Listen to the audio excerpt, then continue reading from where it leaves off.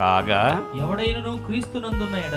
ఎవడైనను క్రీస్తునందు ఉన్న ఎడల వాడు నూతన సృష్టి, పాతవి గతించెను, ఇదిగో క్రొత్తవాయను. మళ్ళా చెబుతాను, అందరూ చెప్పండి. పాతవి గతించెను, ఇదిగో సమస్తము క్రొత్తవాయను. ఈ శుభవేళ పాత సంవత్సరాన్ని విడిచిపెడుతున్నాం. ప్రభు కనికరాన్ని బట్టి క్రొత్త సంవత్సరంలో అడుగు పెట్టబోతూ ఉన్నాం. అయితే విచిత్రమైన అనుభవం ఏంటంటే,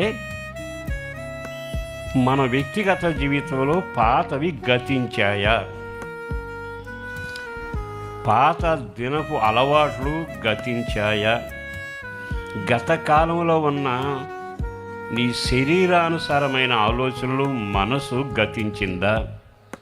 నీ ఆత్మీయ జీవితంలో పాతవి గతించెను అనే మాట వినబడుతుందిగా.